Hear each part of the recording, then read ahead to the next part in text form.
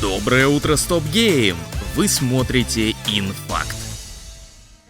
Думаю, всех фанатов первой Life is Strange, в том числе и меня, очень волнует вопрос, а о чем же будет Double Explosion, в который нам вернут Максин из оригинала? Так вот, разработчики из Deck Nine Games выкатили трейлер, в котором освещают сюжетную завязку. Повзрослевшая Макс обнаруживает труп своей близкой подруги. Вследствие этого мир раскалывается на два куска с параллельными временными линиями, между которыми героиня будет перемещаться. Полиция, как обычно, ничего не понимает, улик нет, и вообще там пончики сегодня по акции, поэтому мисс Колфилд берет расследование в свои руки. Ее цель — найти убийцу, спасти подружку в параллельной реальности и предотвратить дальнейшие трагедии. По-моему, первая часть стартовала точно так же. Неужели фантазии на что-то другое не хватило? Если история не будет закручена, что аж прям вах, ну я даже не знаю. Релиз Life is Strange Double Explosion запланирован на 29 октября на ПК, PlayStation 5 и Xbox Series, а немного обождя заглянет и на Switch. Долго ждали мы выход первой RDR на ПК, ох, долго. Rockstar наконец заанонсила дату выхода порта. Red Dead Redemption выйдет вместе с дополнением Undead Nightmare 29 октября. Отличаться эта версия будет наличием адаптивного управления клавомышью, поддержкой ультрашироких мониторов, нативным разрешением 4К с частотой до 144 Гц, расширенными настройками графики, NVIDIA DLSS 3.7 и AMD FSR 3.0.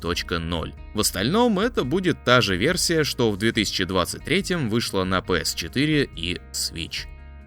Студия Atlus уже вот-вот пустит в релиз Metaphor ReFantazio. Журналисты поиграть успели уже некоторое время назад, но лишь вчера им дали возможность поделиться своим важным мнением. И они прям-таки фонтанируют восторгами и высочайшими оценками. 94 балла на Метакритике и 98% рекомендаций. Metaphor стала одной из самых высокооцененных игр 2024 наравне с Astro Bot и DLC к Elden Ring. За что хвалят? Визуальный стиль. Простая, но хорошечная, грамотно сбалансированная боевка. Персонажи, каждый со своей мотивацией. А еще саундтрек и реальная атмосфера приключения. Но и поворчать нашлось из-за чего. Далеко не всем понравился темп в завершающем сегменте. В некоторых сценах прямо напрашивается озвучка, а ее нет. Врагов можно было бы сделать и побольше в плане разнообразия, ну и данжи получились не шибко отличными друг от друга. Тем не менее, Metaphor ReFantazio называют превосходной игрой, развивающей все лучшие наработки студии Atlus. Убедиться в этом мы сможем 11 октября на ПК, PlayStation и Xbox Series.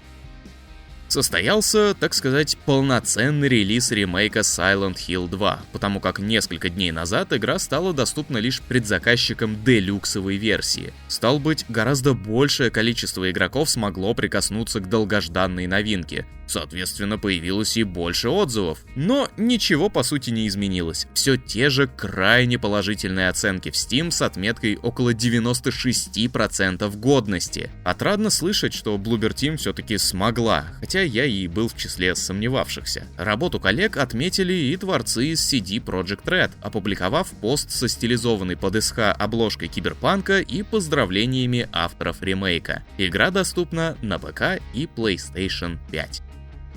А вот у заокеанских коллег-разработчиков, выпустивших крупное DLC к Diablo 4, все совсем не очень. Несмотря на активную рекламную кампанию, на похвальбу со стороны журналистов, Vessel of Hatred показала себя... Ну, судите сами. Аддон даже в топ-100 Стима не вошел. Всего 40% положительных отзывов на основе 250 пользовательских обзоров. То есть, мало того, что оценка низкая, так еще и народ не то чтобы тянется в это играть. Помимо ПК, дополнение доступно также на PlayStation и Xbox.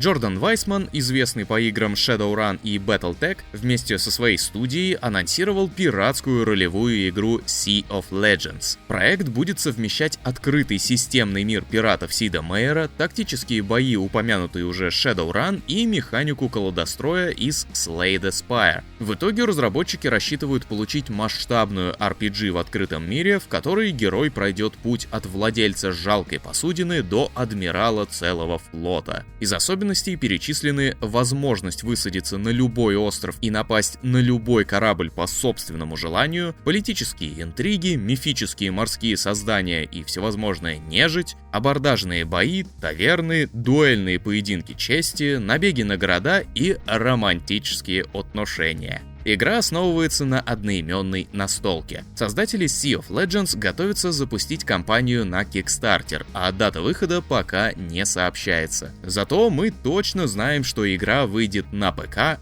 в Steam. Создатели квеста Smile for Me из студии Limbo Lane сообщили, когда ждать релиза их нового проекта под названием Great God Grove, приключенческой головоломки, в которой надо буквально пылесосить диалоги персонажей. В мире игры раз в поколение боги собираются вместе, чтобы отложить наступление апокалипсиса. Но в этот раз бог общения рассорил нескольких своих коллег и исчез. Тут же на небесах воцарился хаос, и только наш божественный курьер может восстановить порядок с помощью того самого сосущего агрегата. Затягивать можно не только реплики, но и различные предметы для того, чтобы затем использовать их во время решения головоломок. Кроме того, NPC будут выдавать персональные квесты, подразумевающие доставку посланий, также выполненных в виде реплик внутри пузырьков. Вы их засасываете и оттаскиваете богам. Great God Grove стартует 15 ноября на ПК, Xbox Series и Nintendo Switch, без перевода на русский язык.